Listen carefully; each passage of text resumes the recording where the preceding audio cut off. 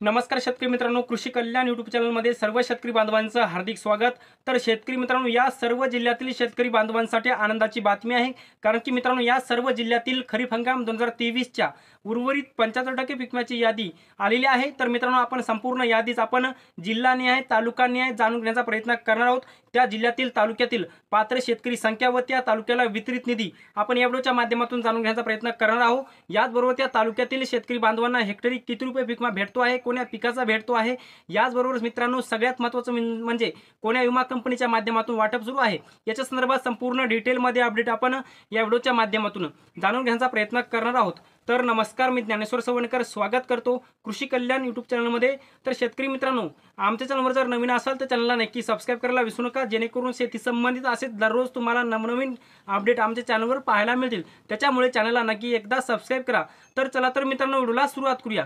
तर शेतकरी मित्रांनो, राज्यातील सर्वच्या सर्व 34 जिल्ह्यातील शेतकरी बांधवांसाठी आनंदाची बातमी आहे। कारण की खरीप हंगाम 2023च्या उर्वरित 75% पीक विम्याच्या वाटपाला 9 विमा कंपन्यांच्या माध्यमातून सुरुवात झालेली आहे। ज्यामध्ये मित्रांनो पहिला जिल्हा आहे बीड। मित्रांनो, बीड जिल्ह्यामध्ये खरीप हंगाम 2023च्या 75% पीक विम्याच्या वाटपाला सुरुवात झालेली आहे। ज्यामध्ये प्रामुख्याने ज्या शेतकऱ्यांना 25% अग्रिमचा पीक विमा अद्यापर्यंत भेटलेला नाही त्यांना सुद्धा 25% अग्रिम भेटणार आहे। आणि ज्या शेतकऱ्यांना 25% अग्रिम सुरुवातीला भेटलेला होता त्यांना सुद्धा उर्वरित 75% त्यांची जे काही रक्कम राहिलेली आहे कंपनीकडे ती आता त्यांची भेटणार आहे। तर मित्रांनो, याच्यामध्ये बीड जिल्ह्यातील तालुकानिहाय यादी आपण या व्हिडिओच्या माध्यमातून बघण्याचा प्रयत्न करणार आहोत। तर मित्रांनो, याच्यामध्ये बीड जिल्ह्यातील पहिला तालुका आहे अंबेजोगाई। मित्रांनो, अंबेजोगाई तालुक्यातील 12,391 शेतकरी 75% पीक विम्यासाठी पात्र आहेत आणि यांच्या खात्यामध्ये जवळपास 12,26,00,000 रुपयाचा पीक विमा 75% म्हणून वाटपाला सुरुवात झालेली आहे। या अंबेजोगाई तालुक्यातील शेतकरी बांधवांसाठी आनंदाची बातमी आहे। मित्रांनो, बीड जिल्ह्यातील पुढचा तालुका आहे आष्टी। मित्रांनो, आष्टी तालुक्यातील शेतकऱ्यांसाठी सुद्धा आनंदाची बातमी आहे।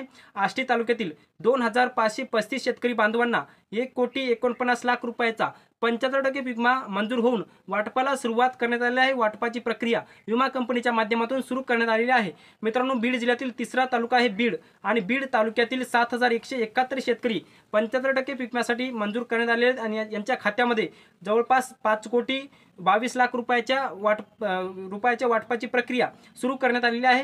मित्रांनो, बीड जिल्ह्यातील पुढचा तालुका आहे धारूर आणि धारूर तालुक्यातील 3,541 शेतकरी खरीप हंगाम 2023च्या 75% पीक विम्यासाठी मंजूर करण्यात आले आहेत आणि धारूर तालुक्यातील 3,541 शेतकऱ्यांना 3,86,00,000 रुपयाचा 75% पीक विमा वाटप सुरू झालेला आहे।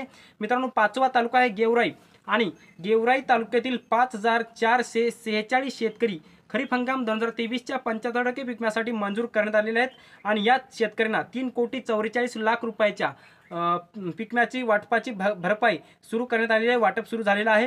मित्रांनो, बीड जिल्ह्यातील पुढचा तालुका आहे केज आणि केज तालुक्यातील 19,125 शेतकरी पात्र करण्यात आलेले आहेत। या शेतकऱ्यांना 13,07,00,000 रुपये पीक विमा मंजूर करण्यात आलेला आहे।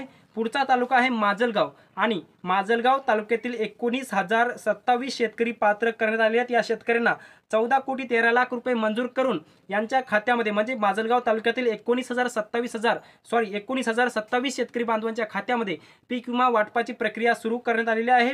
मित्रांनो, आता बीड जिल्ह्यातील सर्वात महत्त्वाचा तालुका म्हणजे परळी वैजनाथ आणि परळी वैजनाथ तालुक्यातील जवळपास 25,155 शेतकऱ्यांना खरीप हंगाम 2023च्या 75% पीक विमा मंजूर झालेला आहे।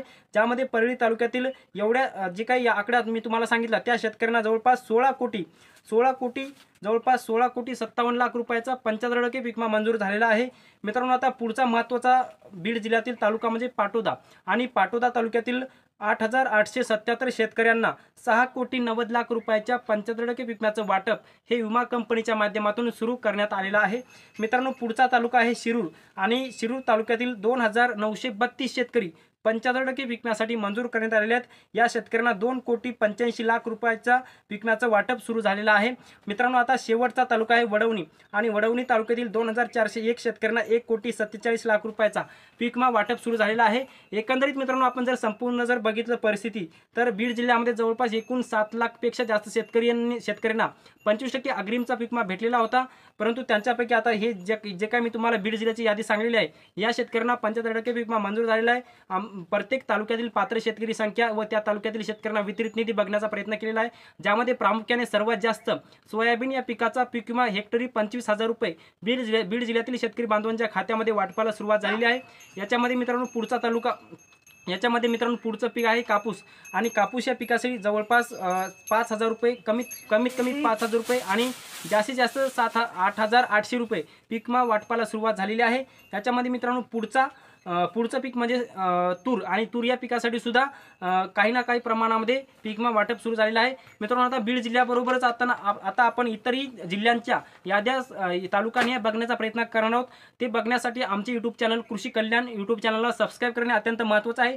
त्यामुळे आमचे यूट्यूब चॅनल कृषी कल्याण यूट्यूब चॅनलला नक्की सबस्क्राईब करा। हा व्हिडिओ जर आवडला असेल तर व्हिडिओला लाईक करा, प्रत्येक शेतकरी बांधवांपर्यंत महत्त्वाची अशी माहिती शेअर करा। तर मित्रांनो तुर्तास इथेच थांबतो, तोपर्यंत आपल्या सर्वांचे मनापासून धन्यवाद।